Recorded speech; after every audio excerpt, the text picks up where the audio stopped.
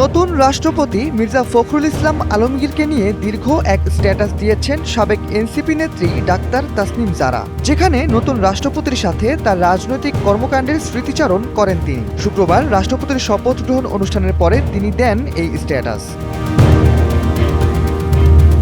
পোস্টে যারা লেখেন, আজ মির্জা ফখরুল ইসলাম আলমগীর স্যার রাষ্ট্রপতি হিসেবে শপথ নিলেন। 2018 সালে আমার প্রথম ভোট দেওয়ার সুযোগ হয়। সে বছর নির্বাচনের আগে উনি আমার মতো তরুণ ভোটারদের উদ্দেশ্যে ভিডিও করেছিলেন।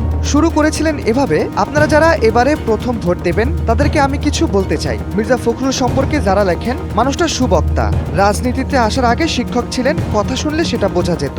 সবাই বলছিল ভোট চুরি হবে, উনি বলেছিলেন কেন্দ্রে গিয়ে দেখিয়ে দিন আপনারাই দেশের মালিক, ইউ ম্যাটার।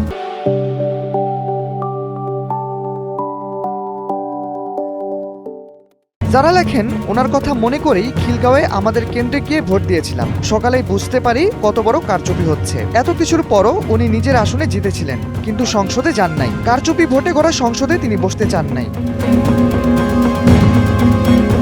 রাজনীতিতে আসার পর অনেক প্রবীণ মানুষের কাছে পরামর্শ চেয়েছি উল্লেখ করে যারা বলেন, যতবার ওনার কাছে রাজনৈতিক জীবনের শিক্ষা নিয়ে জানতে চেয়েছি ততবার অকপটে সব বলেছেন। কোন বইগুলো পড়া দরকার নাম বলে দিয়েছেন, নিজের বই দিয়ে দিয়েছেন। আমাদের রাজনীতির অঙ্গনে এমন মানুষ বেশি পাবেন না যিনি আপনার সাথে বই নিয়ে কথা বলবেন বা আপনাকে বই পড়তে দেবেন। কোন মানুষটা রাজনীতিকে কি মনে করেন, এই ছোট জিনিসগুলোতেই সেটা ধরা পড়ে।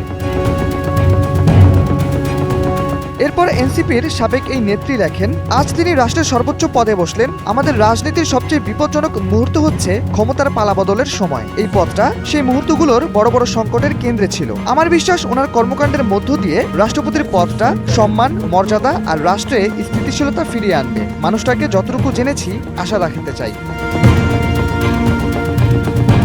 সবশেষ যারা লেখেন, আজ থেকে তিনি আর দলের কেউ না, বাংলাদেশের। নতুন রাষ্ট্রপতিকে নিয়ে তাসনিম জারার এই মূল্যায়নধর্মী পোস্ট ব্যাপক প্রশংসা কুড়ায়। শাহরিয়ার আহমেদ, এনটিভি।